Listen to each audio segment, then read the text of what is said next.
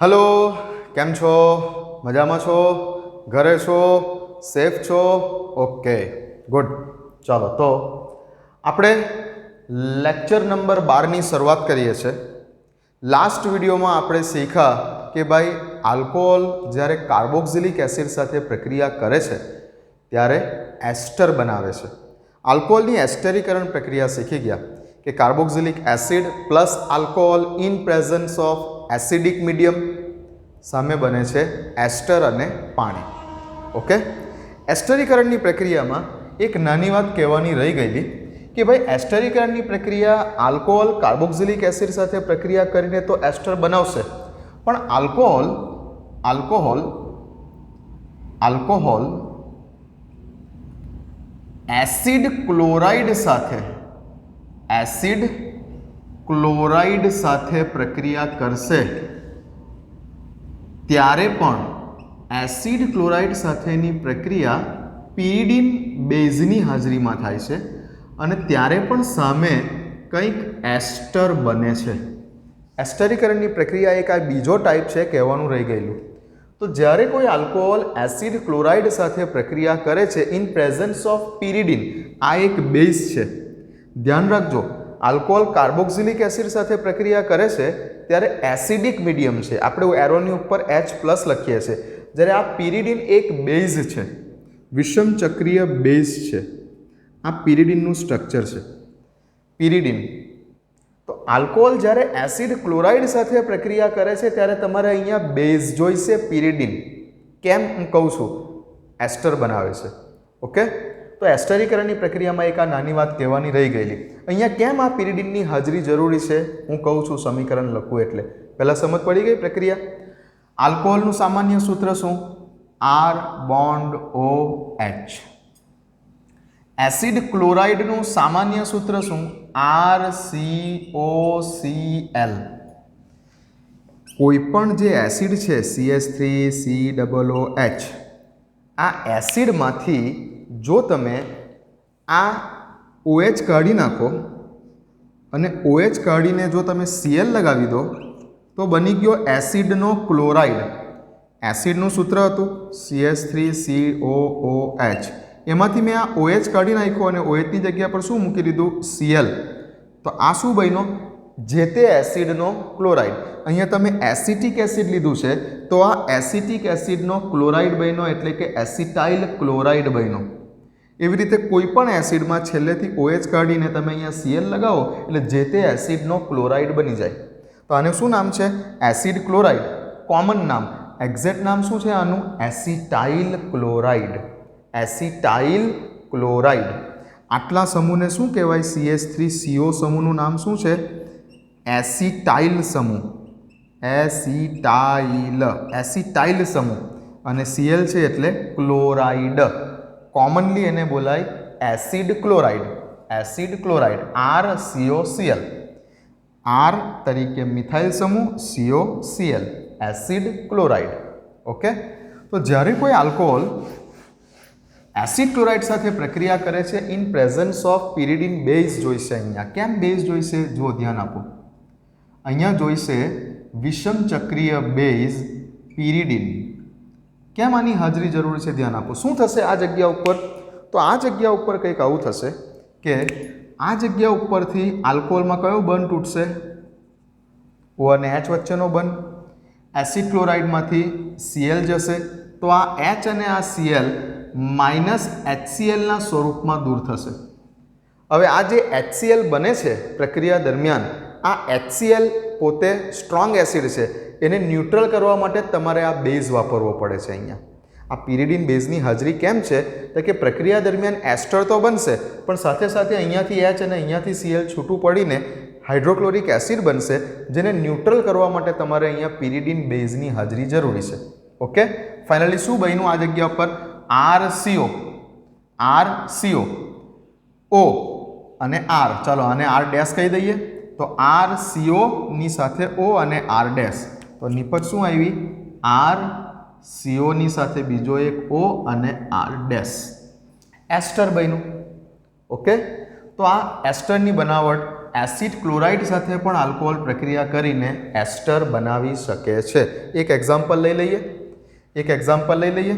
ચલો CH3OH લઈ લઈએ, મિથેનોલ લઈ લઈએ, વત્તા CH3COCl લઈ લઈએ. આનું નામ મિથેનોલ, આનું નામ એસિટાઇલ ક્લોરાઇડ. નામ લખતા જજો. એસિટાઇલ ક્લોરાઇડ કોની હાજરીમાં પ્રક્રિયા કરશે? તો પિરિડીન બેઝની હાજરીમાં પ્રક્રિયા કરશે. પિરિડીન બેઝની હાજરીમાં પ્રક્રિયા કરશે એટલે આલ્કોહોલમાં O અને H વચ્ચેનો બંધ તૂટશે. અહીંયાથી Cl જશે, Cl અને H દૂર થશે -HCl ના સ્વરૂપમાં. ઓકે, અને હવે સામે શું બન્યું? CH3CO, ફરી પાછો O અને CH3, CH3CO, ફરી પાછો O અને CH3, મિથાઇલ એસિટેટ અથવા બોલો મિથાઇલ ઇથેનોએટ એસ્ટર બન્યું. ઓકે, હવે આ પ્રક્રિયામાં આ પ્રક્રિયા દરમિયાન આલ્કોહોલમાં COCH3 સમૂહ ઇનડાયરેક્ટલી દાખલ થાય છે. આ પ્રકારની એસ્ટરીકરણની પ્રક્રિયા કે જે એસિડ ક્લોરાઇડ વડે કરવામાં આવે છે તેમાં આલ્કોહોલમાં COCH3 સમૂહ દાખલ થાય છે અને COCH3 સમૂહને કહેવાય એસિટાઇલ સમૂહ. તો એસિટાઇલ સમૂહ દાખલ થતો હોવાને કારણે આ પ્રકારે એસ્ટર બનાવવાની પ્રક્રિયાને બીજા શબ્દોમાં એસિટાઇલેશન પણ કહી શકાય છે. સ્ટાર કરું છું, ધ્યાન રાખજો. આ પ્રકારે જે એસ્ટર બનાવવાની પ્રક્રિયા છે, આ પ્રકારે એસ્ટર બનાવવાની પ્રક્રિયાને એસિટાઇલેશન પણ બોલી શકાય છે. ધ્યાન રાખો. ચલો લખી લો, આટલું લખો, પૂરું કરો. ચાલો, ઓકે, પૂરું કરો, હટી જાઓ. લો, ચાલો લખી લો.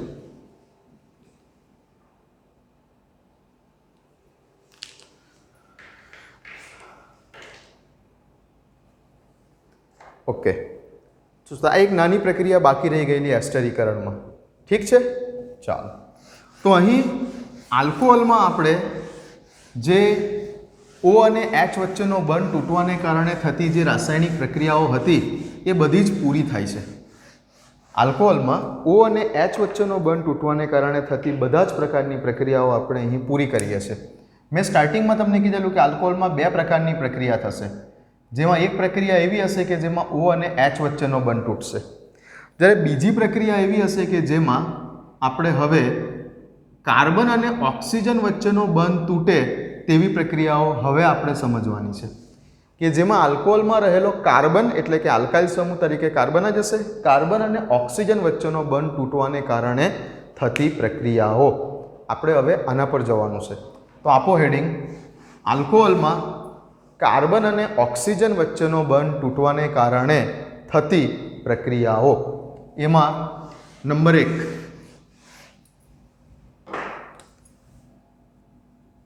હાઇડ્રોજનના હેલાઇડ સાથેની પ્રક્રિયા. આલ્કોહોલની પ્રક્રિયા કોની સાથે? હાઇડ્રોજનના હેલાઇડ સાથે. HX, X તરીકે હેલોજન, હાઇડ્રોજન હેલાઇડ સાથેની પ્રક્રિયા.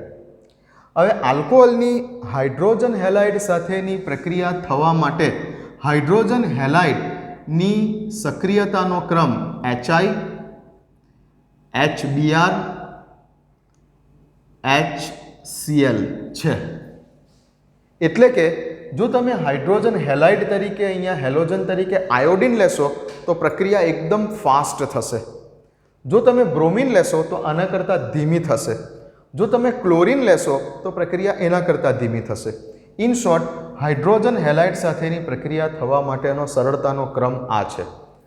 હાઇડ્રોજન હેલાઇડ સાથે જ્યારે આલ્કોહોલ પ્રક્રિયા કરે છે, આલ્કોહોલ પોતે જ્યારે પ્રક્રિયા કરે છે તો આલ્કોહોલની આ પ્રક્રિયા કરવા માટેની સરળતાનો ક્રમ, તો આલ્કોહોલની આ પ્રક્રિયા કરવા માટેની સરળતાનો ક્રમ સૌથી વધારે ફાસ્ટ રિએક્શન તૃતીયક આલ્કોહોલ કરશે, પછી દ્વિતીયક આલ્કોહોલ અને પછી પ્રાથમિક આલ્કોહોલ.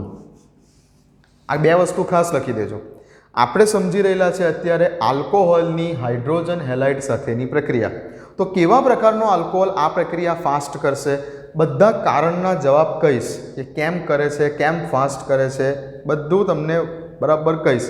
પણ પહેલાં તમે આટલું લખી લો તો નોટ બનાવીને કે ભાઈ જો આલ્કોહોલની વાત કરીએ તો તૃતીયક આલ્કોહોલ એકદમ ફાસ્ટ પ્રક્રિયા કરે, દ્વિતીયક આલ્કોહોલ એના કરતાં ધીમે પ્રક્રિયા કરે અને પ્રાથમિક આલ્કોહોલ સૌથી ધીમે પ્રક્રિયા કરશે.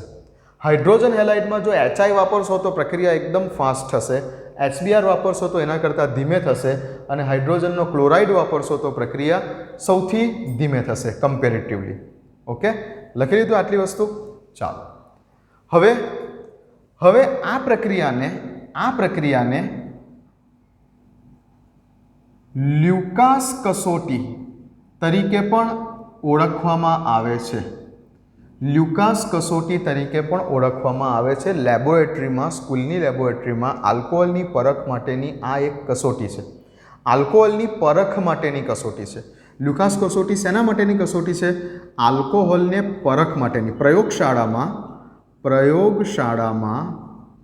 પ્રયોગશાળામાં પ્રાથમિક, દ્વિતીયક અને તૃતીયક આલ્કોહોલની પરખ માટે વપરાતી કસોટી છે લ્યુકાસ કસોટી. તમને 3 ટેસ્ટ ટ્યુબમાં અલગ અલગ આલ્કોહોલ આપી દે. 3 ટેસ્ટ ટ્યુબ છે, 1, 2 અને 3. આ 3 ટેસ્ટ ટ્યુબ છે. તમને ખબર નથી કે કઈ ટેસ્ટ ટ્યુબમાં કયો આલ્કોહોલ છે. કોઈ ટેસ્ટ ટ્યુબમાં પ્રાથમિક આલ્કોહોલ છે, કોઈ ટેસ્ટ ટ્યુબમાં દ્વિતીયક આલ્કોહોલ છે, કોઈ ટેસ્ટ ટ્યુબમાં તૃતીયક આલ્કોહોલ છે. હવે તમારે પ્રેક્ટિકલ કરીને ઓળખવાનું છે કે કઈ ટેસ્ટ ટ્યુબમાં કયો આલ્કોહોલ છે. તો એના માટે જે કસોટી વપરાય છે એ કસોટીનું નામ છે લ્યુકાસ કસોટી. લ્યુકાસ કસોટીમાં જે રિએજન્ટ વપરાય છે, લ્યુકાસ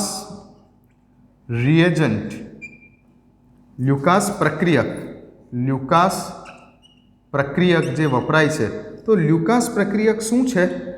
તો લ્યુકાસ પ્રક્રિયક એટલે સાંદ્ર HCl અને નિર્જળ ZnCl2 નું મિક્સર. સાંદ્ર HCl પ્લસ નિર્જળ ZnCl2, આને લ્યુકાસનો પ્રક્રિયક કહેવાય છે. લ્યુકાસ પ્રક્રિયક કોને કહેવાય છે? સાંદ્ર HCl અને નિર્જળ ZnCl2 નું મિક્સર, જેને લ્યુકાસ પ્રક્રિયક તરીકે ઓળખવામાં આવે છે. લ્યુકાસ પ્રક્રિયક તરીકે ઓળખવામાં આવે છે. લખી લો. લ્યુકાસ કસોટી એટલે શું? લખી દો. પ્રયોગશાળામાં પ્રાથમિક, દ્વિતીયક, તૃતીયક આલ્કોહોલની પરખ માટે વપરાતી કસોટી, જે લ્યુકાસ કસોટી તરીકે ઓળખાય છે. અને લ્યુકાસ પ્રક્રિયા કોને કહેવાય છે? તો કે સાંદ્ર HCl અને નિર્જળ ZnCl2 નું જે મિક્સર છે તેને તમે બોલો છો લ્યુકાસનો પ્રક્રિયક. ઓકે, ચાલો. હવે બરાબર ધ્યાન આપજો. અત્યારે આપણે ચાલી રહેલું છે હાઇડ્રોજનના હેલાઇડ સાથેની પ્રક્રિયા, પણ પર્ટિક્યુલરલી મેં શરૂ કર્યું છે માત્ર ને માત્ર હાઇડ્રોજનનો કયો હેલાઇડ લઈને? તો કે હાઇડ્રોજનનો ક્લોરાઇડ લઈને પ્રક્રિયાને સમજાવવાની શરૂઆત કરી છે. Hydrogen chloride. હજુ આ HBr અને HI પર હું આવ્યો નથી. એકચ્યુઅલી બુકમાં નથી. બુકમાં છે ખરું, પણ એ હેલો આલ્કેન અને હેલો એરિનવાળા ચેપ્ટરમાં છે. પણ હું તમને અહીંયા જ પતાવી દઈશ આ ટોપિક પણ. એટલે અત્યારે આપણે સ્ટાર્ટ કરેલા છે માત્ર હાઇડ્રોજનના હેલાઇડમાં કયો હાઇડ્રોજન હેલાઇડ? HCl લઈને જ આ પ્રક્રિયા સમજાવું છું. હું HBr અને HI અત્યારે નથી સમજાવતો. પહેલાં આ ટોપિક પતે પછી હું HBr અને HI ઉપર આવું છું. પહેલાં તમે HCl સાથે સમજી જાઓ. HX સાથેની પ્રક્રિયા. X શું છે? અહીંયા હેલોજન છે. મેં હેલોજન તરીકે અત્યારે કયો હેલોજન પસંદ કર્યો છે? માત્ર ક્લોરિન. અને બાજુમાં આ ક્રમ લખી જ દીધો હશે તમે. ઓકે, ચાલો. તો લ્યુકાસ કસોટી શું છે? લ્યુકાસ પ્રક્રિયક શું છે? ઓકે, ચાલો.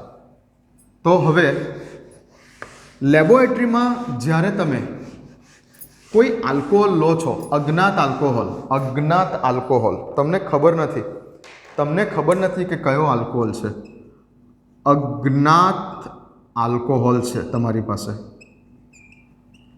અજ્ઞાત આલ્કોહોલ છે. એક ટેસ્ટ ટ્યુબમાં તમારી પાસે અજ્ઞાત આલ્કોહોલ છે, તમને ખબર નથી કે એ કયો આલ્કોહોલ છે. પ્રાથમિક પ્રકારનો છે, દ્વિતીયક પ્રકારનો છે, તૃતીયક પ્રકારનો છે, કયા પ્રકારનો આલ્કોહોલ છે તમને ખબર નથી. અને આ અજ્ઞાત આલ્કોહોલના નમૂનામાં જ્યારે તમે સાંદ્ર HCl ઉમેરો છો અને થોડા પ્રમાણમાં એક ચપટી ભરીને નિર્જળ ZnCl2 નો પાવડર નાખો છો. એક ચપટી ભરીને. આ એક કેટાલિસ્ટ તરીકેનું કામ કરે છે પ્રક્રિયા દરમિયાન, એક કેટાલિસ્ટ તરીકેનું કામ કરે છે. ઓકે, તો જ્યારે અજ્ઞાત આલ્કોહોલના નમૂનામાં સાંદ્ર HCl ઉમેરો છો અને અંદર એક ચપટી ભરીને નિર્જળ ZnCl2 નાખો છો ત્યારે તમારે 3 ઓબ્ઝર્વેશન જોવાના છે. 3 ઓબ્ઝર્વેશન જોવાના છે. કયા કયા 3 ઓબ્ઝર્વેશન જોવાના છે? તો કે ઇન્સ્ટન્ટ જેવો તમે અહીંયા નિર્જળ ZnCl2 અને HCl આપેલા અજ્ઞાત આલ્કોહોલના નમૂનામાં નાખો છો અને તમને એકદમ ઇન્સ્ટન્ટ તરત જ જે દ્રાવણ છે એ દ્રાવણ ડોળું થઈ જતું જણાય, ટર્બિટ થઈ જતું જણાય. તરત જ એ દ્રાવણ જે છે તમારું તમને ટર્બિટ થઈ જતું જણાય, અથવા બોલો કે તરત જ એ દ્રાવણ દૂધિયું થઈ જતું જણાય. તરત જ દૂધિયું દ્રાવણ થઈ જાય, તરત જ અંદર વ્હાઇટ પ્રેસિપિટેટ્સ મળે, સફેદ અવક્ષેપ મળી જાય, તરત જ એ દ્રાવણ દૂધિયું બની જાય. ઇન્સ્ટન્ટ, તરત જ જો તમને દ્રાવણમાં વ્હાઇટ પ્રેસિપિટેટ્સ જોવા મળે, થોડા દૂધિયા દ્રાવણમાં થોડાક તમને ઓઇલી ડ્રોપ્સ, તેલી બિંદુ, ઓઇલી ડ્રોપ્સ પણ જોવા મળે, દ્રાવણ દૂધિયું થઈ ગયેલું જણાય, તો સમજી જવાનું કે આપેલો આલ્કોહોલ જે હતો તમને, આ અજ્ઞાત આલ્કોહોલ તમારો જે હતો એ અજ્ઞાત આલ્કોહોલ તમારો તૃતીયક પ્રકારનો છે. જો ઇન્સ્ટન્ટ દ્રાવણ દૂધિયું થઈ જાય એકદમ તરત, જેવા અજ્ઞાત આલ્કોહોલમાં તમે HCl અને નિર્જળ ZnCl2 ઉમેરો એવું તરત જ દ્રાવણ જો તમારું દૂધિયું થઈ ગયું ઇન્સ્ટન્ટ, બરાબર, થોડાક તમને તેલી બિંદુઓ પણ જોવા મળ્યા, તો તમારો આલ્કોહોલ કયો છે? તૃતીયક પ્રકારનો આલ્કોહોલ છે. જો 5 મિનિટ પછી તરત દૂધિયું ના જોવા મળ્યું, 5 મિનિટ પછી તરત પ્રક્રિયા ના થઈ અને 5 મિનિટ રહેવા દીધું અને 5 મિનિટ પછી જો તમારું દ્રાવણ દૂધિયું થયું, 5 મિનિટ પછી જો તમારું દ્રાવણ દૂધિયું બની ગયું, એટલે કે ટર્બિટ થઈ ગયું, વ્હાઇટ થઈ ગયું દ્રાવણ, પહેલાં એકદમ ક્લિયર હતું પાણી જેવું, અને 5 મિનિટ પછી જો તમારું દ્રાવણ દૂધિયું બની ગયું, 5 મિનિટ પછી જો તમારું દ્રાવણ દૂધિયું બની ગયું, તો તમારો આપેલો આલ્કોહોલ, તમને જે અજ્ઞાત આલ્કોહોલ આપેલો એ દ્વિતીયક પ્રકારનો છે એમ કહેવાય. ઓકે, અને 5 મિનિટ પછી પણ 15 મિનિટ થઈ ગઈ, 20 મિનિટ થઈ ગઈ, તો પણ દ્રાવણ એમનું એમ જ રહે, દ્રાવણ જેવું હતું એમનું એમ જ રહે, જે એકદમ ક્લિયર સોલ્યુશન હતું તે એવું ને એવું જ રહે, તો એવું સમજવાનું કે આપેલો આલ્કોહોલ પ્રાથમિક પ્રકારનો આલ્કોહોલ છે. તો અજ્ઞાત આલ્કોહોલને પ્રયોગશાળામાં ઓળખવા માટેની આ કસોટી છે કે જ્યારે અજ્ઞાત આલ્કોહોલના નમૂનામાં તમે સાંદ્ર HCl અને નિર્જળ ZnCl2, જેને શું બોલાય? લ્યુકાસના પ્રક્રિયક કહેવાય. લ્યુકાસ રિએજન્ટ નાખો છો સાંદ્ર HCl અને નિર્જળ ZnCl2, અને સામે તમારે આ ઓબ્ઝર્વેશન જોવાનું છે. જો આ નાખતા તરત જ દ્રાવણ દૂધિયું થઈ ગયું રૂમ ટેમ્પરેચર પર, હા, આ બધું રૂમ ટેમ્પરેચર પર કરવાનું છે, ગરમ નથી કરવાનું, રૂમ ટેમ્પરેચર પર કરવાનું છે. આ each and everything room temperature ઉપર, ઓરડાના તાપમાને, ગરમ નથી કરવાનું. જો આ નાખ્યું અને તરત જ દ્રાવણ દૂધિયું બની ગયું તો શું છે તમારો? તૃતીયક આલ્કોહોલ. તરત જ દ્રાવણ દૂધિયું નહીં બન્યું અને 5 મિનિટ પછી જો દ્રાવણ દૂધિયું બન્યું તો તમારો આપેલો આલ્કોહોલ દ્વિતીયક આલ્કોહોલ છે. અને જો દ્રાવણ કોઈ પણ પ્રકારની પ્રક્રિયા કર્યા વગર એમનું એમ એકદમ ક્લિયર સોલ્યુશન જ રહ્યું, ટેસ્ટ ટ્યુબનું સોલ્યુશન એકદમ ક્લિયર જ રહી, જરા પણ દૂધિયું ના બને, 10 મિનિટ, 15 મિનિટ, 20 મિનિટ થઈ જાય ત્યાં સુધી પણ જો દ્રાવણ એકદમ ક્લિયર જ રહી રૂમ ટેમ્પરેચર ઉપર, તો આપેલો આલ્કોહોલ એ પ્રાથમિક પ્રકારનો આલ્કોહોલ છે એમ કહેવાય. ઓકે, જો તમે આને ગરમ કરશો તો બની શકે કે પ્રાથમિક આલ્કોહોલના કેસમાં પણ દ્રાવણ દૂધિયું બની જાય. જો ગરમ કરશો તો પ્રાથમિક આલ્કોહોલના કેસમાં પણ દ્રાવણ જે છે દૂધિયું બની શકે છે. મેં તમને પહેલાં કીધું કે ગરમ નથી કરવાનું, ઓરડાના તાપમાને વાત ચાલે છે.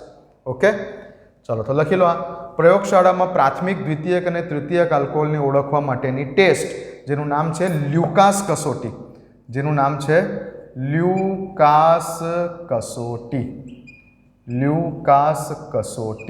જેનું નામ છે લ્યુકાસ કસોટી. તો તમે જોઈ શકો છો કે ઇન્સ્ટન્ટ કયા આલ્કોહોલે પ્રક્રિયા કરી? તૃતીયક આલ્કોહોલે તરત જ પ્રક્રિયા કરી. 5 મિનિટ પછી કોણે પ્રક્રિયા કરી? દ્વિતીયક આલ્કોહોલે. એટલે તરત જ જો તૃતીયક આલ્કોહોલ હોતે તો તરત પ્રક્રિયા કરતે. દ્વિતીયક આલ્કોહોલ છે તો 5 મિનિટ પછી પ્રક્રિયા કરી. અને પ્રાથમિક આલ્કોહોલમાં પ્રક્રિયા આપણે બોલી શકીએ છીએ કે થતી નથી રૂમ ટેમ્પરેચરે. તો મેં લખ્યું છે કે હાઇડ્રોજન હેલાઇડ સાથેની પ્રક્રિયા થવા માટેનો આલ્કોહોલનો જે ક્રમ છે એ તૃતીયક આલ્કોહોલ સૌથી ફાસ્ટ રિએક્શન કરે, એના કરતાં ઓછો દ્વિતીયક આલ્કોહોલ કરે અને એના કરતાં ઓછો પ્રાથમિક આલ્કોહોલ કરે. હવે એ કેમ કરે છે એ પણ હું તમને કહું છું. કેમ આ તૃતીયક આલ્કોહોલ સૌથી ફાસ્ટ રિએક્શન કરે છે, કેમ દ્વિતીયક આલ્કોહોલ ધીમેથી રિએક્શન કરે છે અને કેમ આ પ્રાથમિક આલ્કોહોલ રૂમ ટેમ્પરેચર ઉપર પ્રક્રિયા નથી કરતો એનું રીઝન પણ કહું છું. પહેલાં આટલું લખી લો. ચાલો હટી જાઉં છું, લખી લો.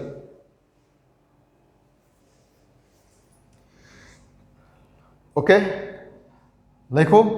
ચાલો, હવે વાત આવે છે કે ભાઈ કેમ આ તૃતીયક આલ્કોહોલે તરત પ્રક્રિયા કરી, કેમ દ્વિતીયક આલ્કોહોલે 5 મિનિટ પછી પ્રક્રિયા કરી અને કેમ પ્રાથમિક આલ્કોહોલ હતો તો પ્રક્રિયા નહીં કરી, દ્રાવણ એમનું એમ જ રહ્યું, તેની વાત છે.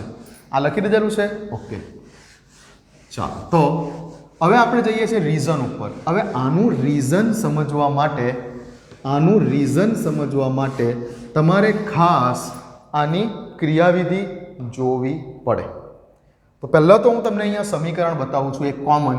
સપોઝ કે ROH આ તમારો કોઈ આલ્કોહોલ છે, પછી એ પ્રાથમિક આલ્કોહોલ હોઈ શકે છે, દ્વિતીયક આલ્કોહોલ હોઈ શકે છે, તૃતીયક આલ્કોહોલ હોઈ શકે છે, કંઈ પણ આલ્કોહોલ છે ની પ્રક્રિયા થાય છે HCl સાથે, સાંદ્ર HCl. સમજી જશો ને, સાંદ્ર HCl કોની હાજરીમાં? તો કે ઉદ્દીપક તરીકે છે આમાં નિર્જળ ZnCl2 as a catalyst use થાય છે ઉદ્દીપક તરીકે. હવે અહીંયા શું થશે? આલ્કોહોલમાંથી R અને O વચ્ચેનો બંધ તૂટશે. મેં કીધું તમને, મેઇન હેડિંગ જ અપાયું પહેલાં કે હવે આપણે એવી પ્રક્રિયાઓ સ્ટાર્ટ કરી રહેલા છે કે જેમાં કાર્બન અને ઓક્સિજન વચ્ચેનો બંધ તૂટશે. આની પહેલાંની બધી પ્રક્રિયાઓમાં આપણે ઓક્સિજન અને હાઇડ્રોજન વચ્ચેનો બંધ તોડેલો. હવે આપણે કાર્બન અને ઓક્સિજન વચ્ચેનો બંધ તૂટે તેવી પ્રક્રિયાઓ શરૂ કરી છે. તો કાર્બન અને ઓક્સિજન વચ્ચેનો બંધ તૂટશે એટલે અહીંયાથી OH જશે OH માઇનસના સ્વરૂપમાં, એટલે કે ન્યુક્લિયોફાઇલના સ્વરૂપમાં જશે. આ જગ્યા ઉપરથી H અને Cl વચ્ચેનો બોન્ડ બ્રેક થશે તો Cl માઇનસ એઝ અ ન્યુક્લિયોફાઇલના સ્વરૂપમાં અહીંયા આવશે. એક ન્યુક્લિયોફાઇલનું જવું અને બીજા ન્યુક્લિયોફાઇલનું આવવું, એક ન્યુક્લિયોફાઇલનું જવું અને બીજા ન્યુક્લિયોફાઇલનું આવવું, કઈ પ્રક્રિયા? SN રિએક્શન થઈ આ. હજુ SN1 કે SN2 મેં નથી લખ્યું. કઈ પ્રક્રિયા થઈ આ? સબસ્ટિટ્યુશન ન્યુક્લિયોફિલિક રિએક્શન થઈ. કેન્દ્રાનુરાગી વિસ્થાપન પ્રક્રિયા થઈ. OH માઇનસનું જવું અને Cl માઇનસનું આવવું, કઈ પ્રક્રિયા થઈ? એક ન્યુક્લિયોફાઇલ ગયો અને બીજો ન્યુક્લિયોફાઇલ આવ્યો, કઈ પ્રક્રિયા થઈ? સબસ્ટિટ્યુશન ન્યુક્લિયોફિલિક પ્રક્રિયા થઈ. હવે SN1 થઈ કે SN2 થઈ એ અત્યારે નથી કહેતો, એ તમે મને કહેજો કે કઈ થઈ છે તે ક્રિયાવિધિ જોયા પછી. ઓકે, ચાલો. તો શું થશે આ જગ્યા ઉપર? તો કે ભાઈ OH માઇનસ ગયો અને Cl માઇનસ આવ્યો એટલે શું થયું? અહીંયા R ની સાથે હવે શું જોડાઈ ગયું? Cl અને પ્લસ અહીંયાથી OH માઇનસ આ H એટલે પાણી H2O. ઓકે, આ શું બન્યું? તો આ જગ્યા ઉપર બન્યું તમારું આલ્કાઇલ ક્લોરાઇડ. આલ્કાઇલ ક્લોરાઇડ બન્યો. અહીંયા સપોઝ કે મિથેનોલ લીધો હશે તો મિથાઇલ ક્લોરાઇડ, ઇથેનોલ લીધો હશે તો ઇથાઇલ ક્લોરાઇડ, મતલબમાં કોઈ પણ આલ્કાઇલ સમૂહનો ક્લોરાઇડ બન્યો. અહીંયા તમે જે પ્રકારનો આલ્કોહોલ લીધો હશે એ પ્રકારનો ક્લોરાઇડ બનશે. ઓકે, તો આ રિએક્શન છે, સિમ્પલ રિએક્શન આવી છે કે સમજી શકો છો કે OH અહીંયાથી ગયો, અહીંયાથી Cl આવ્યો અને અહીંયાથી OH ગયો. સમજવા માટે સમજી શકો છો. બટ હવે આ જગ્યા ઉપર તમારે ક્રિયાવિધિ સમજવી ખૂબ જ જરૂરી છે. આ રિએક્શન માટેની ક્રિયાવિધિ તમારે સમજવી ખૂબ જ જરૂરી છે. ક્રિયાવિધિ સમજવી, કેમ કે જો ક્રિયાવિધિ ખબર હશે તો જ તમે હવે આગળ અમુક ક્વેશ્ચનના જવાબ આપી શકશો. હવે શું થાય છે? સૌ પ્રથમ તો કે જે આ આલ્કોહોલ છે આપણો, ક્રિયાવિધિમાં ધ્યાન આપો, આલ્કોહોલ છે જે આપણો ROH, આલ્કોહોલ જે છે આપણો, એમાં ખબર જ છે કે આલ્કોહોલમાં ઓક્સિજન પાસે અબંધકારક ઇલેક્ટ્રોન યુગ્મ છે. ઓકે, હવે જે પેલો લ્યુકાસ રિએજન્ટમાં રહેલો ZnCl2 આ ઇલેક્ટ્રોન ડેફિશિયન્ટ છે, આને ઇલેક્ટ્રોનની અછત છે, ઝિંક મેટલ છે, ડી વિભાગનું તત્વ છે ઝિંક, ઇલેક્ટ્રોનની આને અછત છે, બરાબર, એક લુઈસ એસિડ તરીકે વર્તે છે. એટલે આ જે છે એ બરાબર ઇલેક્ટ્રોનનો લાલચી છે ZnCl2. હવે ઇલેક્ટ્રોનનો લાલચી છે એટલે એને તરત જ પેલા ઓક્સિજન પાસેના અબંધકારક ઇલેક્ટ્રોન યુગ્મ દેખાયા, એટલે ઓક્સિજન પાસેથી તરત જ આ અબંધકારક ઇલેક્ટ્રોન યુગ્મ લેવાનું વલણ ધરાવે છે મિકેનિઝમ દરમિયાન. આનું કામ શું છે હમણાં તમે સમજી જશો. તો ZnCl2 આ ઓક્સિજનના અબંધકારક ઇલેક્ટ્રોન યુગ્મ લેવાની ટ્રાય કરે છે. ઓકે, ચાલો, તો શું થશે હવે આ જગ્યા ઉપર? તો આ જગ્યા ઉપર R ઓક્સિજને પોતાના વેલેન્સ શેલના ઇલેક્ટ્રોન Zn ને આપી દીધા, એટલે ZnCl2 આ ઓક્સિજનની સાથે રહેલો હાઇડ્રોજન એને નીચે લખી દો. ઓકે, RO જે H હતો તેને મેં નીચે બતાવી દીધો. હવે આ જગ્યા ઉપર ઓક્સિજને પોતાના વેલેન્સ શેલના ઇલેક્ટ્રોન આપી દીધા. કોને? ઝિંકને. એટલે ઓક્સિજન ઉપર ચાર્જ આવી ગયો પ્લસ અને ઝિંક પાસે ઇલેક્ટ્રોન ચાલ્યા ગયા, એટલે આ જગ્યા પર ચાર્જ આવી ગયો માઇનસ. આ ખૂબ જ અસ્થાયી રચના બની વચ્ચે, ખૂબ જ અસ્થાયી રચના વચ્ચે બની. ઓકે, તો હવે આના પછીના સ્ટેપમાં શું થશે? આના પછીના સ્ટેપમાં આગળ જઈશું તો શું કરશે કે ઓક્સિજન કહેશે કે ભાઈ મેં મારા વેલેન્સ શેલના ઇલેક્ટ્રોન તો ઝિંકને આપી દીધા, મારી પર પ્લસ ચાર્જ આવી ગયો, પણ મારે તો મારા ઇલેક્ટ્રોન પાછા જોઈએ. મેં ભલે આપી દીધા પણ મારે મારા ઇલેક્ટ્રોન પાછા જોઈએ. તો બાજુવાળા આલ્કાઇલ સમૂહને ઓક્સિજન એની બાજુવાળા આલ્કાઇલ સમૂહને એવું કહેશે કે ભાઈ તું તારા ઇલેક્ટ્રોન મને આપી દે. તો ઓક્સિજન આ આલ્કાઇલ સમૂહ પાસેથી ઇલેક્ટ્રોન લઈ લેશે. અને એમ પણ આલ્કાઇલ સમૂહ પાસે કઈ અસર હોય? પ્લસ આઈ ઇફેક્ટ હોય ને, પ્લસ આઈ અસર. આલ્કાઇલ સમૂહ ધક્કો મારે ને પોતાના ઇલેક્ટ્રોનને બીજા તરફ, તો એમ પણ આલ્કાઇલ સમૂહ પાસે પ્લસ આઈ અસર છે. આલ્કાઇલ સમૂહ પોતાના ઇલેક્ટ્રોન આપવા માંગે છે, ઓક્સિજન ઇલેક્ટ્રોન ખેંચવા માંગે છે, કેમ કે ઓક્સિજનના બિચારા પર પ્લસ ચાર્જ આવી ગયેલો છે. એટલે આ જગ્યા ઉપર ઓક્સિજન આલ્કાઇલ સમૂહ પાસેથી આ બંધના ઇલેક્ટ્રોનને ખેંચી લેશે. તો હવે શું થયું આ જગ્યા ઉપર? તો આ જગ્યા ઉપર બન્યું આવું કંઈક, ધ્યાન આપો. આ જગ્યા ઉપર બન્યું R આલ્કાઇલ સમૂહે પોતાના ઇલેક્ટ્રોન ઓક્સિજનને આપી દીધા, એટલે આલ્કાઇલ સમૂહની ઉપર પ્લસ ચાર્જ આવી ગયો. અને પ્લસ આ જે સ્પીસીસ છે આટલી સ્પીસીસ ઓક્સિજન આલ્કાઇલ સમૂહના ઇલેક્ટ્રોન લઈને દૂર થાય છે. તો આ જગ્યા ઉપર કંઈક આવું બન્યું, ZnCl2 ઇન્ટુ OH માઇનસ. આ જગ્યા ઉપર કંઈક આવું બન્યું. ક્લિયર છે આટલી વાત ક્લિયર? ચાલો, તો આ જગ્યા ઉપર ઓક્સિજને આલ્કાઇલ સમૂહ પાસેથી ઇલેક્ટ્રોન લઈ લીધા. એટલે ઓક્સિજનનો પ્લસ ચાર્જ તો બેલેન્સ થઈ ગયો, બટ બિચારો આ ZnCl2 ની ઉપર માઇનસ ચાર્જ હતો, એટલે આ આખી સ્પીસીસની ઉપર માઇનસ ચાર્જ આવેલો છે. ZnCl2 ની ઉપર તો માઇનસ ચાર્જ હતો જ ને. ઓક્સિજનનો પ્લસ ચાર્જ ન્યુટ્રલ થઈ ગયો. કેમ ન્યુટ્રલ થઈ ગયો? આલ્કાઇલ સમૂહ પાસે તેને ઇલેક્ટ્રોન લઈ લીધા, તો ઓક્સિજનનો ચાર્જ તો ન્યુટ્રલ થઈ ગયો, પણ હજુ બી આ ZnCl2 પાસે માઇનસ ચાર્જ છે, એટલે આ આખી સ્પીસીસની ઉપર માઇનસ ચાર્જ આવી ગયો. ક્લિયર આટલી વાત? ઓકે, હવે તમે જુઓ કે હવે રોલ આવે છે આ HClનો. તો હવે આ HCl શું કરે છે? તો હવે આગળ જતા જે HCl છે એ HClમાંથી ખબર છે કે ભાઈ H પ્લસ અને Cl માઇનસ. તો હવે HClમાં રહેલો H પ્લસ આની સાથે પ્રક્રિયા કરે છે અને Cl માઇનસ આની સાથે પ્રક્રિયા કરે છે. H પ્લસ આની સાથે પ્રક્રિયા કરવા જશે અને Cl માઇનસ આની સાથે પ્રક્રિયા કરવા જશે.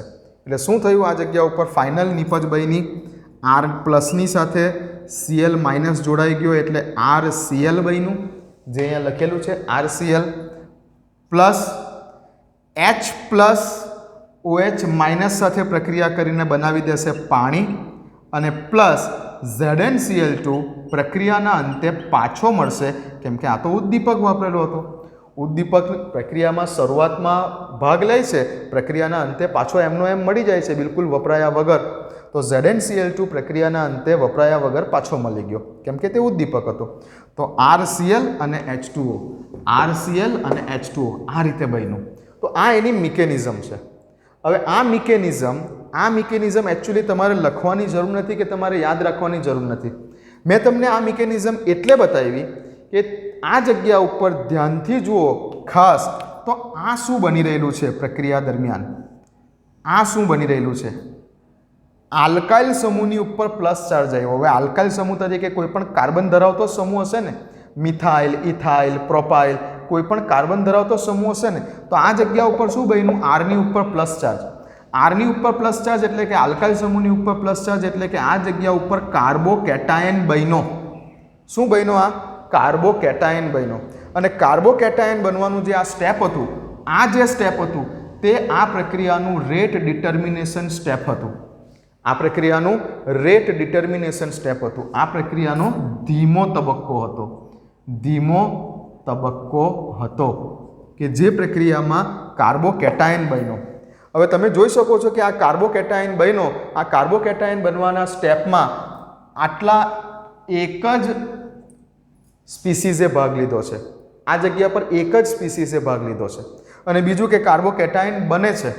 તો આ હવે તમે મને કહો કે મેં તમને શરૂઆતમાં કીધેલું કે એક ન્યુક્લિયોફાઇલનું જવું અને બીજા ન્યુક્લિયોફાઇલનું આવવું. ઓકે, તો હવે આ કયા પ્રકારની પ્રક્રિયા થઈ? SN પ્રક્રિયા તો થઈ, SN પ્રક્રિયા તો થઈ, પણ કયા પ્રકારની પ્રક્રિયા થઈ? SN1 થઈ કે SN2 થઈ? તો સીધી વાત છે, મેં તમને ગઈકાલે વાત કરેલી હતી કે જે પ્રક્રિયામાં કાર્બોકેટાયન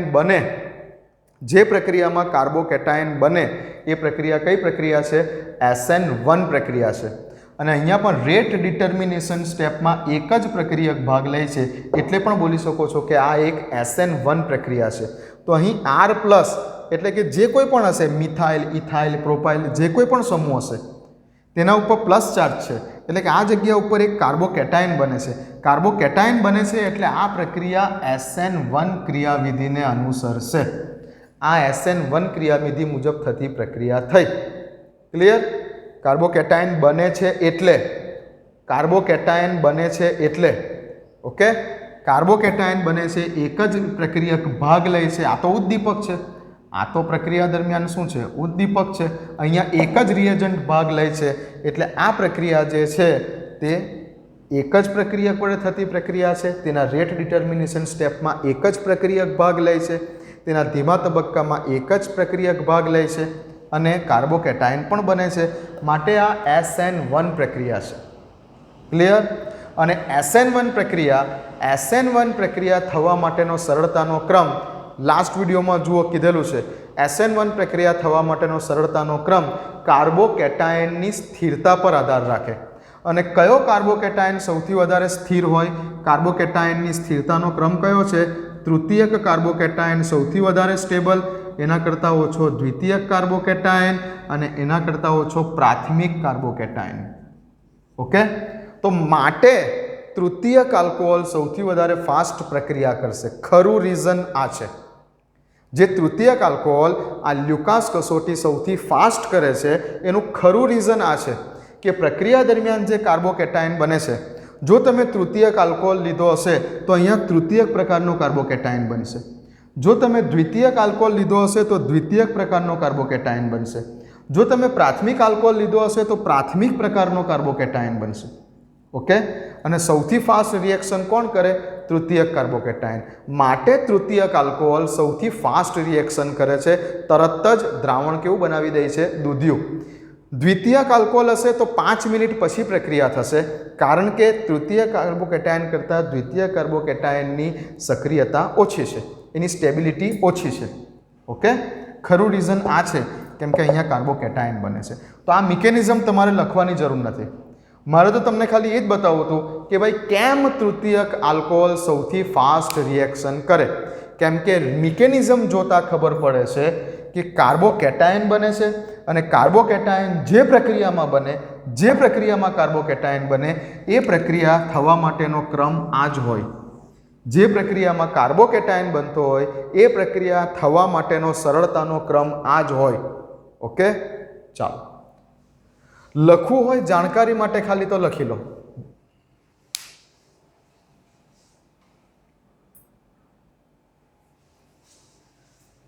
ચાલો લખી લીધું.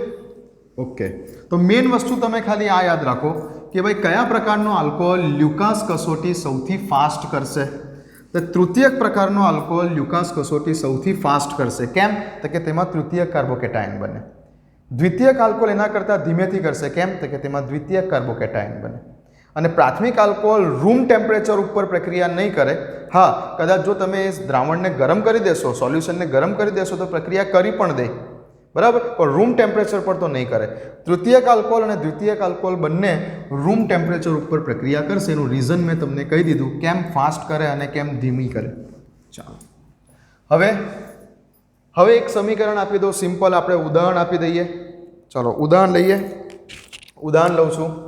કહો મને CH3 CH2OH CH3 CH2 CH2OH વત્તા સાંદ્ર HCl. એરોની ઉપર લખેલું છે નિર્જળ ZnCl2. બોલો સામે કઈ નીપજ હશે? કઈ નીપજ હશે? આ જગ્યા ઉપરથી શું દૂર થાય? OH. આ જગ્યા ઉપરથી શું દૂર થાય? Cl. સામે કઈ નીપજ હશે? OH નું જવું અને Cl નું આવવું. કરશો આવું? ના, નહીં થાય. આ આલ્કોહોલ કયો આલ્કોહોલ છે? આ આલ્કોહોલ પ્રાથમિક પ્રકારનો આલ્કોહોલ છે. અને અહીંયા મેં એરોની ઉપર ડેલ્ટા નથી લખ્યું. મેં એરોની ઉપર ડેલ્ટા નહોતું લખ્યું. ગરમ નથી કરવાનું, રૂમ ટેમ્પરેચર. કશું નથી લખ્યું એનો અર્થ કે પ્રક્રિયા રૂમ ટેમ્પરેચર પર કરવાની છે. તો અહીંયા શું લખશો તમે કે ભાઈ પ્રક્રિયા થશે નહીં. પ્રક્રિયા થશે નહીં. આ પ્રાથમિક આલ્કોહોલ છે, પ્રક્રિયા કરશે નહીં. ઓકે, OH સમૂહ જે કાર્બન સાથે જોડાયેલો છે તે કાર્બન સાથે બીજો એક જ કાર્બન જોડાયેલો છે. પ્રક્રિયા થશે નહીં. અને પ્રક્રિયા થશે નહીં કરીને પણ દર વખતે પાછું પ્રાથમિક આલ્કોહોલ પ્રક્રિયા નહીં કરે એવું પણ યાદ નહીં રાખતા. કાર્બોકેટાયનની સ્ટેબિલિટી જોજો. કાર્બોકેટાયનની સ્ટેબિલિટી જોજો. જેમ કાર્બોકેટાયન વધારે સ્ટેબલ, કાર્બોકેટાયનની સ્ટેબિલિટી તૃતીયક, પછી દ્વિતીયક, પછી પ્રાથમિક. જેમ કાર્બોકેટાયન વધારે સ્ટેબલ તેમ વધારે સ્પીડમાં પ્રક્રિયા થાય.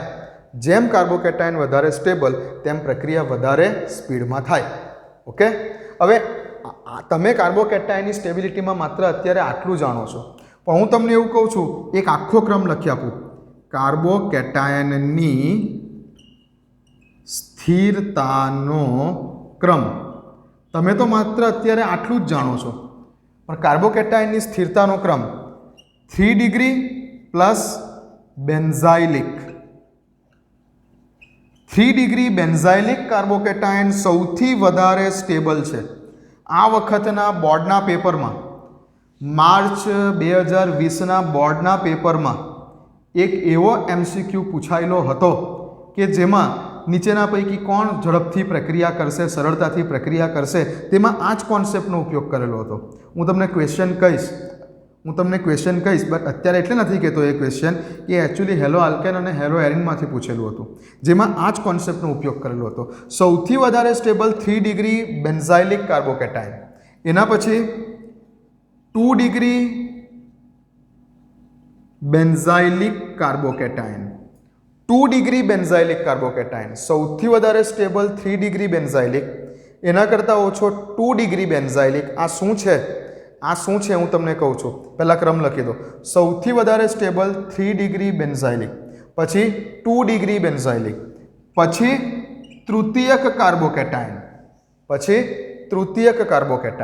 ક્રમ લખતા જાઓ, લખો, અને પછી આ આવશે. પછી તૃતીયક, પછી આ આવશે. લખી લો ક્રમ.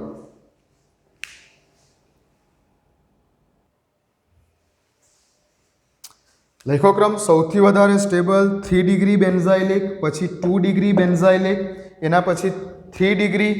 એના પછી જો વાત કરું આગળ જતા તો બેન્ઝાઇલ કાર્બોકેટાયન. લખતા જજો ક્રમ. જો કાર્બોકેટાયનની સ્થિરતાનો ક્રમ.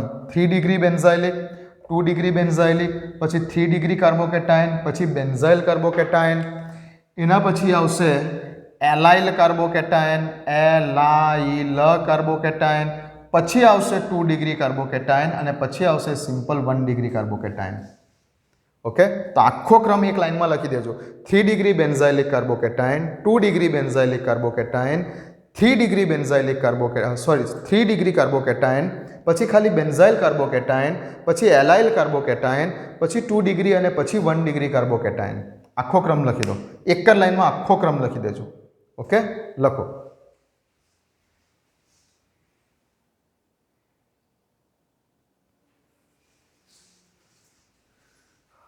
તો આ પ્રક્રિયા એટલે કે લ્યુકાસ કસોટી બોલો કે HX સાથેની પ્રક્રિયા થવા માટેનો ક્રમ બોલો, એના માટે તમારે માત્ર આટલું નથી યાદ રાખવાનું કે તૃતીયક, દ્વિતીયક અને પ્રાથમિક.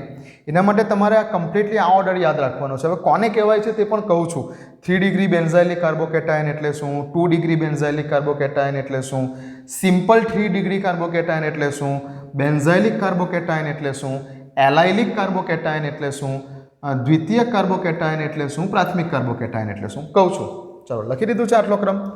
હવે ધ્યાન આપો.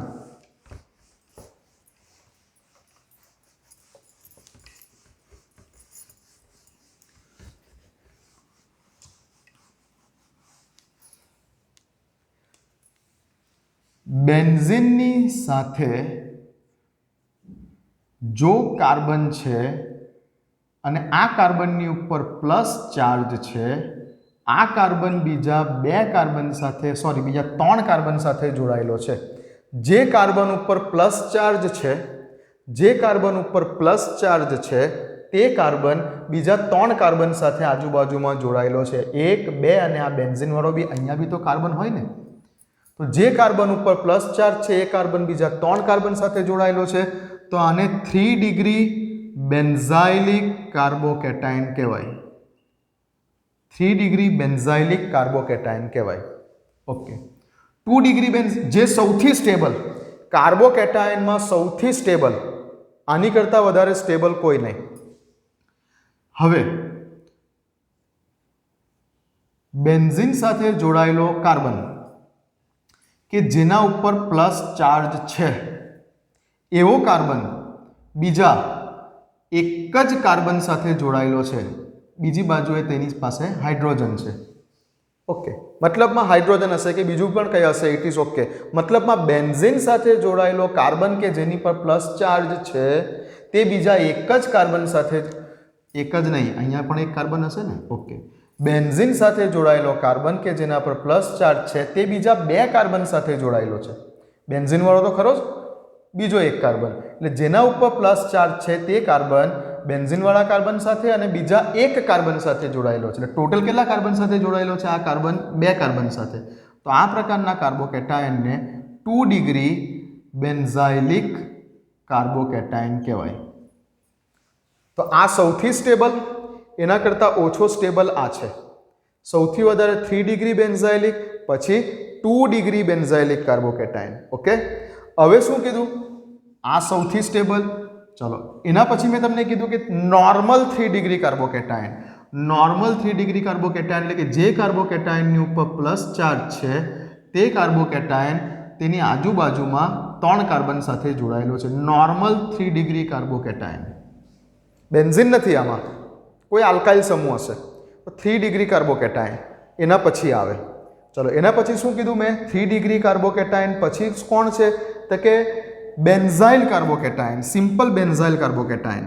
તો બેન્ઝીન છે, બેન્ઝીનની ઉપર જે કાર્બન ઉપર પ્લસ ચાર્જ છે એ કાર્બન બેન્ઝીનવાળા એકમાત્ર કાર્બન સાથે જ જોડાયેલો છે.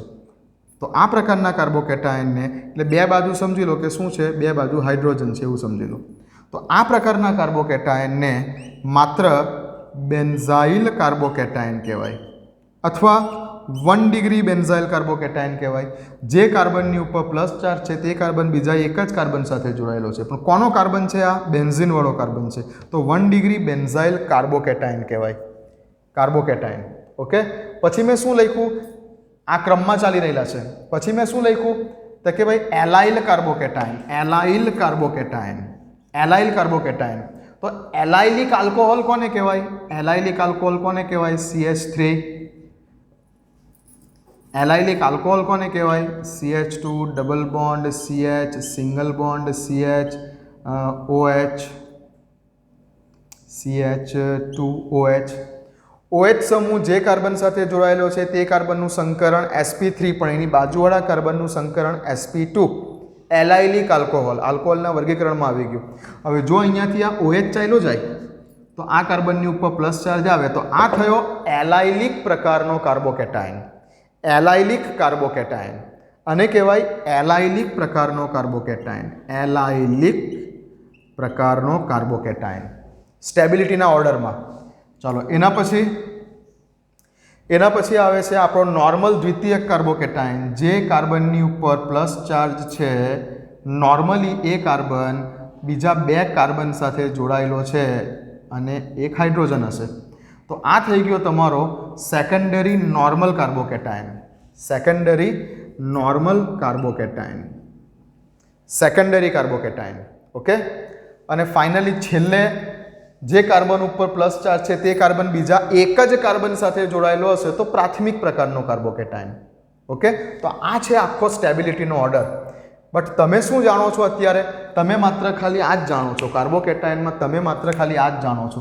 સૌથી વધારે સ્ટેબલ તૃતીયક પ્રકારનો, એના કરતાં ઓછો દ્વિતીયક પ્રકારનો અને એના કરતાં ઓછો પ્રાથમિક પ્રકારનો. પ્રાથમિક પ્રકારનો એટલે શું છે? જગ્યા નથી પણ બતાવો અહીંયા શું હશે તો કે જે કાર્બનની ઉપર પ્લસ ચાર્જ હશે એ કાર્બન બીજા એક જ કાર્બન સાથે જોડાયેલો હશે. જે કાર્બન ઉપર પ્લસ ચાર્જ હશે તે કાર્બન બીજા એક જ કાર્બન સાથે જોડાયેલો હશે. તો આવા પ્રકારના કાર્બોકેટાયનને કહેવાય પ્રાથમિક કાર્બોકેટાયન. ઓકે. તો આ આખો કાર્બોકેટાયનની સ્ટેબિલિટીનો ઓર્ડર છે. કોને કહેવાય 3 ડિગ્રી બેન્ઝાઇલિક, કોને કહેવાય 2 ડિગ્રી બેન્ઝાઇલિક, કોને કહેવાય 1 ડિગ્રી બેન્ઝાઇલ અથવા તો ખાલી બેન્ઝાઇલ કાર્બોકેટાયન બોલો, કોને કહેવાય એલાઇલ કાર્બોકેટાયન.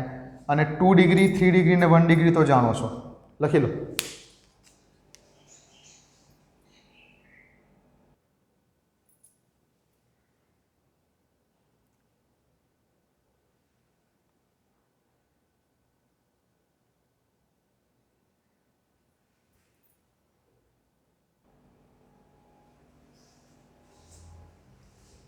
ચાલો લખો. ઓકે. તો હવે આગળ જઈએ. તો આ ટાઈપના ક્વેશ્ચનને ધ્યાનમાં લેજો. આ મેં તમને બહુ ઇમ્પોર્ટન્ટ ક્વેશ્ચન કરાવી દીધો. કોન્સેપ્ટને એકદમ ક્લિયર કરી નાખે તમારા એ ટાઈપનો. હવે એક ક્વેશ્ચન લઉં છું બીજો, લ્યુકાસ કસોટી પર જ આધારિત. કે સપોઝ કે આવું કીધેલું છે CH3 CHOH CH3, જરાક સ્ટાઇલમાં લખું. ઓકે. CH3 COH CH3. શું નામ? CH3 CH CH3 વચ્ચે OH આ રીતે જ લખેલું છે. CH3 CH OH CH3. લખવાની સ્ટાઇલ કંઈક મારી આવી છે. ઓકે. અથવા તો આને બીજી એક સ્ટાઇલમાં લખું. ચાલો. CH3 CH CH3 OH ચાલશે ને? CH3 CH CH3 OH CH3 CH CH3 OH. શું નામ?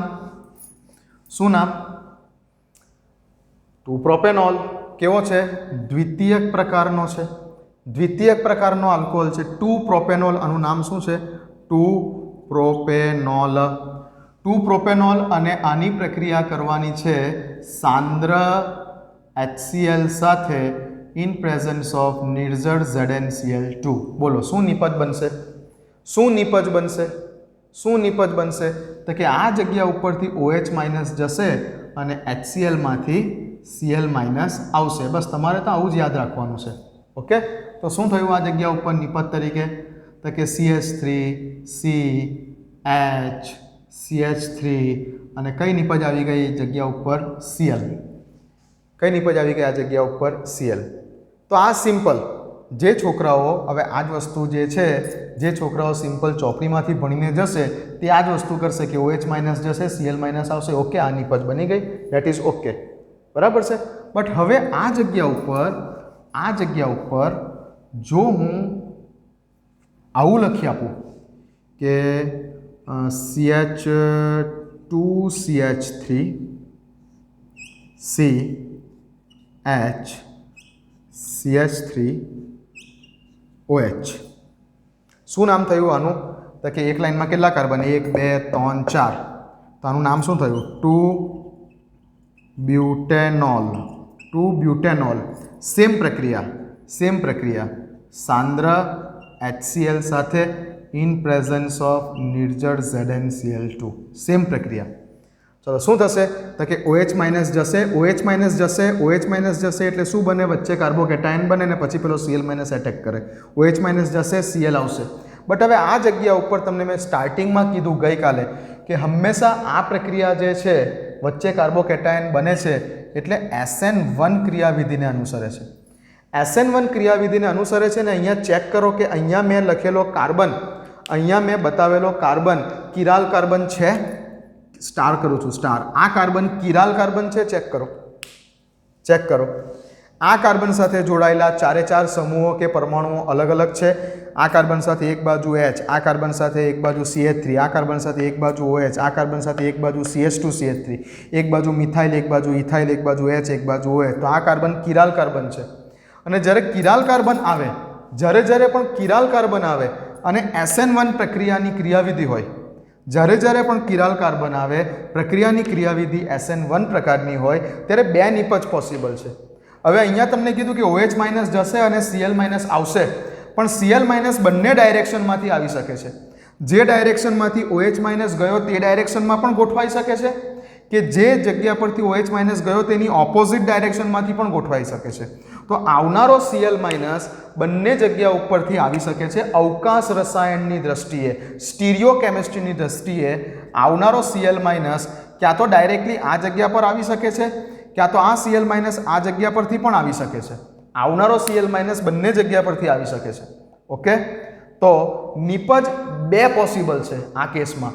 અવકાશ રસાયણની દ્રષ્ટિએ કેમ અહીંયા નહીં બતાવ્યું આવું? કેમ કે અહીંયા કિરાલ કાર્બન જ નહોતો। અહીંયા તમને બતાવું તો આ કાર્બન હું જે સ્ટાર કરું છું તે કાર્બન કિરાલ કાર્બન નથી, તો અહીંયા કોઈ પ્રોબ્લેમ નથી। અહીંયા તમારે અવકાશ રસાયણ વાળું વસ્તુ વિચારવાની જરૂર નથી, કેમ કે આ કાર્બન કિરાલ કાર્બન નથી, કેમ કે આ કાર્બન સાથે એક બાજુ H, એક બાજુ OH, પણ આ બે CH થી તો સરખા ને। અહીંયા બી મિથાઇલ સમૂહ, અહીંયા પણ મિથાઇલ સમૂહ આ કાર્બન સાથે, તો કિરાલ કાર્બન નથી। અવકાશ રસાયણની દ્રષ્ટિએ ક્યારે વિચારવાનું?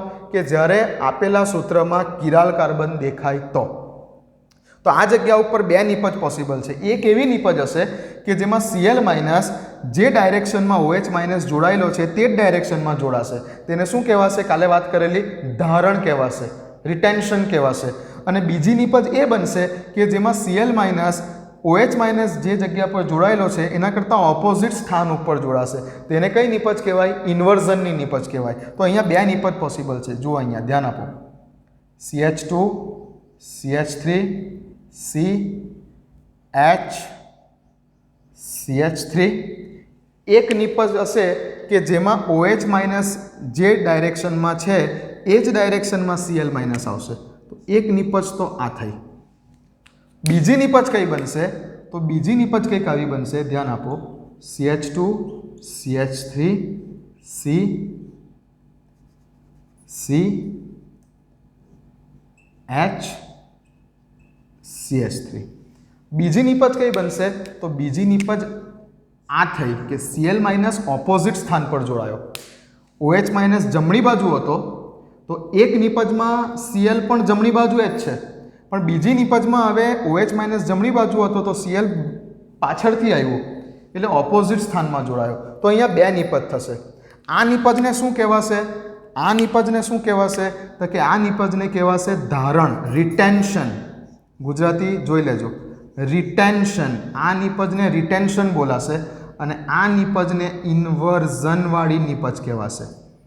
તો જે છોકરાઓ સારું ભણીને ગયેલા છે તે આવું પણ યાદ રાખશે કે આપેલ પ્રક્રિયામાં બે નિપજ પોસિબલ છે અવકાશ રસાયણની દ્રષ્ટિએ, એક રિટેન્શન વાળી નિપજ અને એક ઇન્વર્ઝન વાળી નિપજ।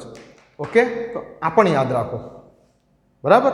કેમ અહીંયા આવા નાટક નહીં કર્યા? કેમ કે આ જગ્યા પર કિરાલ કાર્બન જ નહોતો, તો સીધે સીધી એક જ નિપજ બતાવી દીધી। આ જગ્યા ઉપર તમારે કોઈ ઇન્વર્ઝન કે રિટેન્શન બતાવવાની જરૂર નથી, કેમ કે કિરાલ કાર્બન નહીં હોય તો આ રિટેન્શન અને ઇન્વર્ઝનનો કોઈ મતલબ નથી। જ્યારે જ્યારે પણ કિરાલ કાર્બન દેખાય, કાર્બન સાથે જોડાયેલા ચારે ચાર સમૂહો અલગ દેખાય. કયા કાર્બન સાથે? કે જે એકચ્યુઅલી કાર્બોકેટાયન બનવાનો છે એ કાર્બન. અહીંયાથી OH માઇનસ જશે એટલે આ કાર્બન કાર્બોકેટાયન બનશે.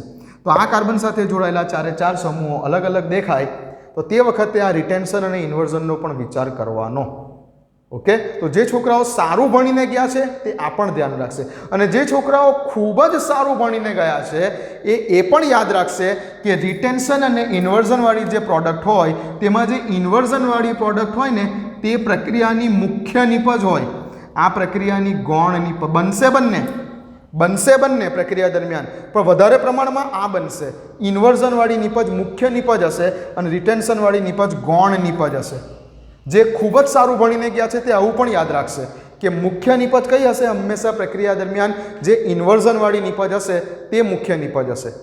ઓકે, તો જે ખૂબ સારું ભણીને ગયા છે તે આવું પણ યાદ રાખશે કે ઇન્વર્ઝનવાળી નિપજ એ મુખ્ય નિપજ હોય છે અને રિટેન્શનવાળી નિપજ એ ગૌણ નિપજ હોય છે. એ કેમ એ વધારે ડિટેલમાં ક્રિયાવિધિ જે છે એ કોઈ વખત બીજી વખત કહીશ કે કેમ આ ઇન્વર્ઝનવાળી મુખ્ય નિપજ અને રિટેન્શનવાળી ગૌણ નિપજ એ પણ કહીશ, પણ પછી કોઈ વાર કહીશ. ચલો, અત્યારે યાદ રાખો કે જ્યારે જ્યારે પણ કિરાલ કાર્બન હોય અને લ્યુકાસ ટેસ્ટ દરમિયાન જ્યારે Cl- આવે આલ્કોહોલમાં, ત્યારે બંને બાજુથી અલગ અલગ પ્રોડક્ટ બની શકે, રિટેન્શનવાળી પણ અને ઇન્વર્ઝનવાળી પણ, જેમાં ઇન્વર્ઝનવાળી પ્રોડક્ટ એ તમારી મુખ્ય નિપજ છે. લખી લો. આ ઉદાહરણ પણ લખજો. કેમ અહીંયા નાટક નહીં કર્યું આ રિટેન્શન ઇન્વર્ઝનવાળું? કેમ કે અહીંયા કિરાલ કાર્બન જ નહોતો. ઓકે, આનું નામ શું છે? કયો આલ્કોહોલ છે? આ 2 પ્રોપેનોલ છે. જ્યારે આ કયો આલ્કોહોલની પ્રક્રિયા બતાવી? 2 બ્યુટેનોલની બતાવી. લખો.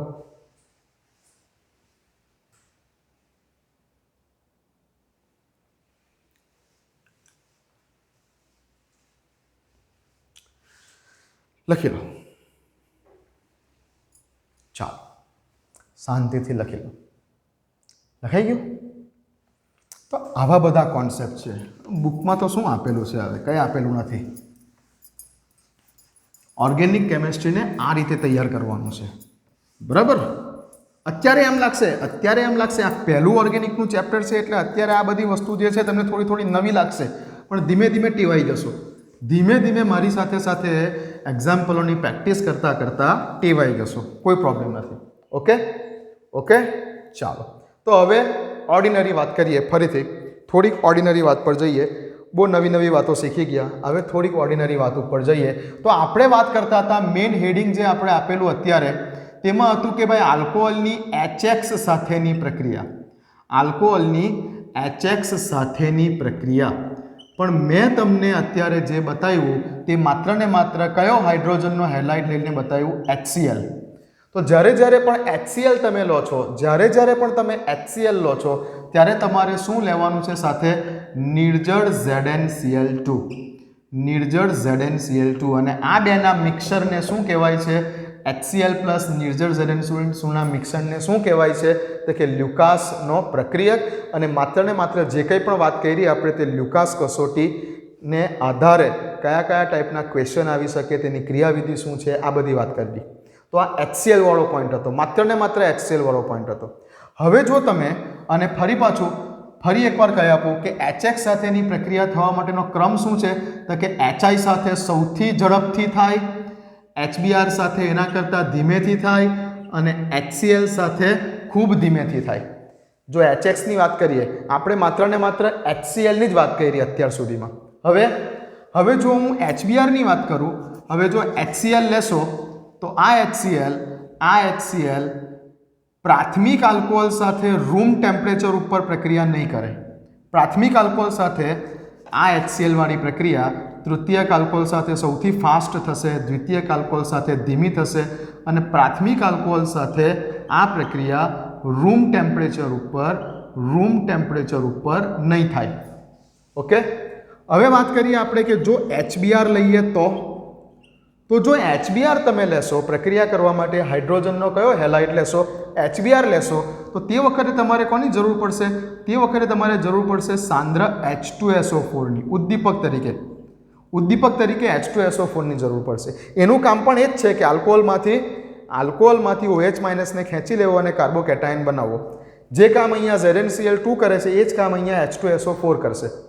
HBr સાથે પ્રક્રિયા કરશો તો તમારે H2SO4 લેવો પડશે, સલ્ફ્યુરિક એસિડ લેવો પડશે.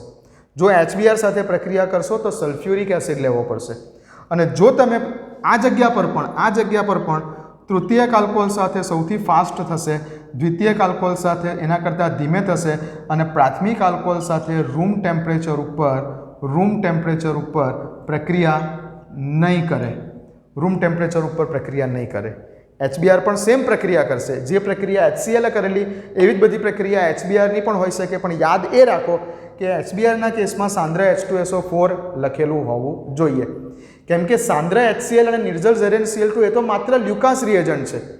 પણ જો હવે આપણે પ્રોપર HX સાથેની પ્રક્રિયામાં વાત કરતા હોય તો હાઇડ્રોજનનો બ્રોમાઇડ વાપરીએ તે વખતે સલ્ફ્યુરિક એસિડ લેવાનો છે. અને ત્રીજી ફાઇનલ પ્રક્રિયાની વાત કરું કે જો તમે HI સાથે પ્રક્રિયા કરો તો HI એટલો બધો પ્રબળ એસિડ છે, આ એસિડિક પ્રબળતાનો ક્રમ છે. હાઇડ્રોજનના આ બધા હેલો એસિડો છે, હાઇડ્રોક્લોરિક એસિડ બોલો ને આને, એવી રીતે હાઇડ્રોબ્રોમિક એસિડ, એવી રીતે હાઇડ્રોઆયોડિક એસિડ. સૌથી સ્ટ્રોંગ છે આ હાઇડ્રોઆયોડિક એસિડ, સૌથી ઇઝીલી H+ ને રિમૂવ કરી શકે છે. સમૂહમાં ઉપરથી નીચે તરફ જઈએ, ફ્લોરિન, ક્લોરિન, બ્રોમિન, આયોડિન. આયોડિનનું કદ સૌથી મોટું છે.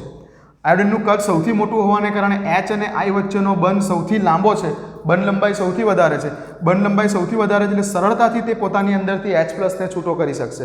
માટે તે સૌથી સ્ટ્રોંગ એસિડ છે HI. એસિડિક પ્રબળતાનો જ ક્રમ લખેલો છે મેં. આ હાઇડ્રોજનના હેલો એસિડોની એસિડિક પ્રબળતાનો જ ક્રમ લખેલો છે અને આ જ ક્રમની અંદર તે આલ્કોહોલ સાથે પ્રક્રિયા કરશે. તો HI જ્યારે વાપરશો ત્યારે કોઈ કેટાલિસ્ટ, કોઈ ઉદ્દીપક વાપરવાની જરૂર નથી. જો તમે HI વાપરશો તો કોઈ ઉદ્દીપક કે કોઈ કેટાલિસ્ટ તમારે વાપરવાની જરૂર નથી. HI લેશો ત્યારે જેવી રીતે HCl લીધું તો નિર્જળ ZnCl2 ની જરૂર પડી, HBr લીધું તો સાંદ્ર H2SO4 ની જરૂર પડી, પણ HI પોતે જ એટલો બધો સ્ટ્રોંગ છે કે તેને બીજા કોઈ કેટાલિસ્ટની જરૂર નથી. અને HI સાથેની પ્રક્રિયામાં પણ ટર્સરી આલ્કોહોલ સાથે સૌથી ફાસ્ટ કરશે, દ્વિતીયક આલ્કોહોલ સાથે ધીમે કરશે અને આ HI પ્રાથમિક આલ્કોહોલ સાથે પણ રૂમ ટેમ્પરેચર પર પ્રક્રિયા કરી દેશે.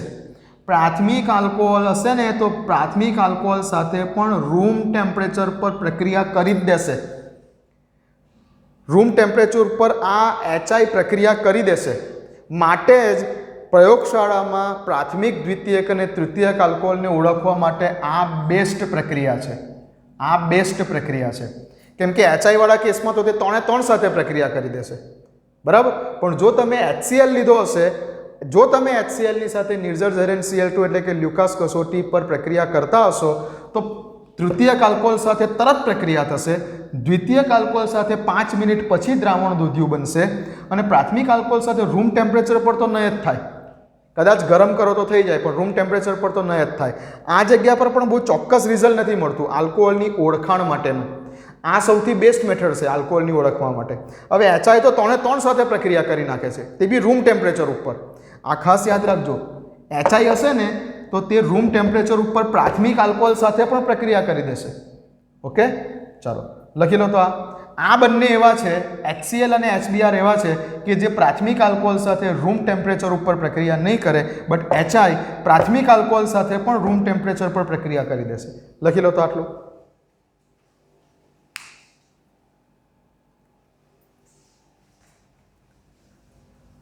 લખી લીધું? ઓકે, ચાલો. કેટલાક એક્ઝામ્પલ આપું છું.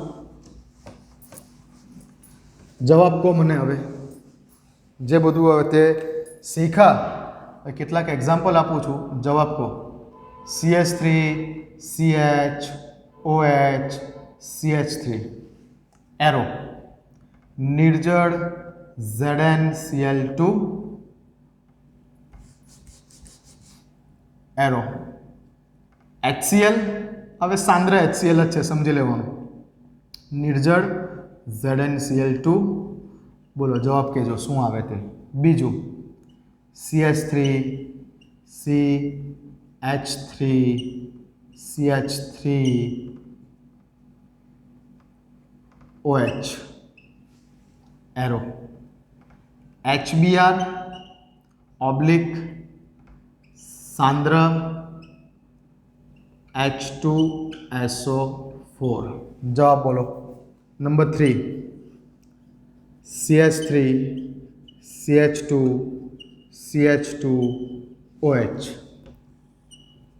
ફરી પાછું HCl ઓબ્લિક નિર્જળ ZnCl2 જવાબ બોલો ફરી પાછું CH3 CH2OH એરોની ઉપર લખેલું છે HI ઓનલી HI જવાબ બોલો ફરી પાછું નંબર 5 CH3 CH2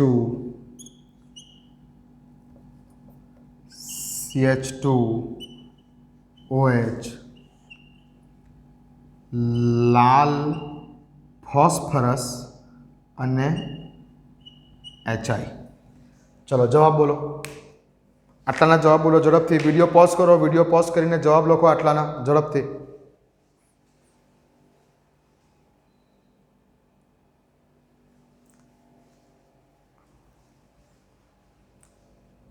લખી લીધા ઓકે શું છે સિમ્પલ હવે એકદમ simple to the point OH ને કાઢી મૂકવાનો છે શું છે HCl છે તો Cl ને લઈ આવવાનો છે OH ને કાઢો Cl ને લાવો ચેક કરી દો પહેલા કે આલ્કોહોલ કયો છે દ્વિતીયક પ્રકારનો છે હા પ્રક્રિયા કરશે તો શું આવશે જવાબ આવશે CH3 CH Cl CH3 બસ હવે બહુ વિચારવાનું નથી હવે ખાલી દ્વિતીયક આલ્કોહોલ છે હા પ્રક્રિયા કરશે HCl સાથે હા કરશે OH ને કાઢો HCl માંથી Cl ને લઈ આવો ચાલો HBr સાથેની પ્રક્રિયા કયો પ્રકારનો આલ્કોહોલ છે તૃતીયક પ્રકારનો આલ્કોહોલ છે ઓકે પ્રક્રિયા કરશે દ્વિતીયક અને તૃતીયક આલ્કોહોલ હોય તો HCl HBr HI બધા સાથે પ્રક્રિયા કરે લોચો ખાલી પ્રાથમિક આલ્કોહોલ હોય ત્યારે જ બરાબર ધ્યાન રાખો તો શું કરશો અહીંયાથી પણ OH ને કાઢી નાખો HBr માંથી શું લઈ આવો Br લઈ આવો શું આવશે CH3 C CH3 CH3 આ જગ્યા ઉપર Br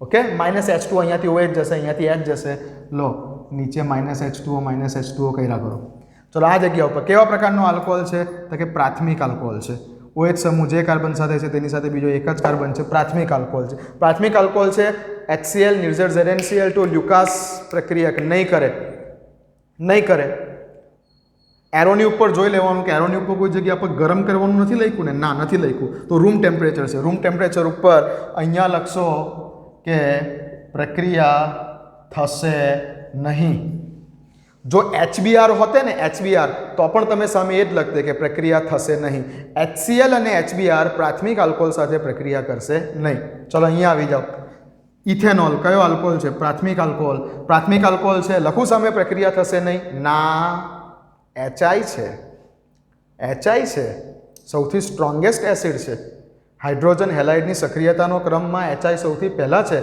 તો HI રૂમ ટેમ્પરેચર ઉપર પણ પ્રાથમિક આલ્કોહોલ સાથે પ્રક્રિયા કરી દેશે તો શું છે અહીંયાથી OH કાઢી મૂકો અને આયોડિન લઈ આવો તો શું છે CH3 CH2I આયોડો ઇથેન બનશે માઇનસ અહીંયાથી OH અહીંયાથી H -H2O HI હશે તો પ્રાથમિક આલ્કોહોલ સાથે પણ પ્રક્રિયા કરી દેશે ચલો અહીંયા આવી જાઓ શું છે પ્રાથમિક આલ્કોહોલ છે HI લખેલું છે ફરી પાછું OH ને કાઢી મૂકો ને I લઈ આવો એટલે શું બનશે CH3 CH2I iodo propane okay ના આમાં નહીં આ પાંચમામાં નહીં પાંચમી રિએક્શનમાં નહીં અહીંયા ના થાય આવું અહીંયા લાલ ફોસ્ફરસ લખેલું છે અને પછી HI લખેલું છે આનો મિનિંગ શું છે કહું છું પહેલાં આટલું લખી દો ચાલો ઝડપથી આટલું બતાવો પછી તો વિડીયો પોઝ કરીને લખી લો પછી તો ઓકે ચાલો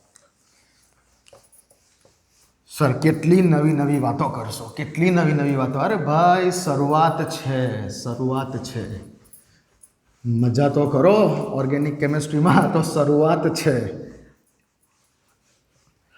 ઓકે ચાલો જ્યારે પણ HI ની સાથે લાલ ફોસ્ફરસ લખેલું હોય અને આલ્કોહોલ આપેલો હોય કોઈ પણ HI છે એટલે તો કોઈ પણ આલ્કોહોલ આપેલો હશે કોઈ વાંધો નથી પણ જ્યારે લાલ ફોસ્ફરસ લખેલું હોય ત્યારે તે આલ્કોહોલનું રિડક્શન કરી દેશે અને સામે નિપજ તરીકે આલ્કેન બનાવશે. ધ્યાન આપો અહીંયા CH3 CH2 CH2OH alcohol plus HI.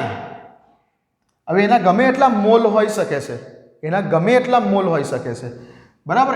HI અને શું લખેલું હોય સાથે? લાલ ફોસ્ફરસ લખેલું હોય તો આ આલ્કોહોલનું રિડક્શન કરી દેશે. જો લાલ ફોસ્ફરસ અને HI દેખાય તો અહીંયા રિડક્શન થશે. તો પ્રક્રિયા દરમિયાન HI ના 2 મોલ આલ્કોહોલના પ્રક્રિયા દરમિયાન HI ના 2 મોલ રિએક્ટ કરશે. પ્રક્રિયામાં HI ના 2 મોલ રિએક્ટ કરશે. આ જગ્યા ઉપરથી 2 મોલ HI છે તેમાંથી આયોડિન -I2 ના સ્વરૂપમાં આયોડિન દૂર થશે. -I2 ના સ્વરૂપમાં આયોડિન દૂર થશે. હવે આ જગ્યા ઉપર I2 માંથી શું બાકી રહ્યું? I2 ના સ્વરૂપમાં આયોડિન ગયો. હવે શું બાકી રહ્યું? 2H બાકી રહ્યા હજુ, કેમ કે મેં 2HI લીધું એટલે આયોડિન જે છે તો I2 ના સ્વરૂપમાં દૂર થયો.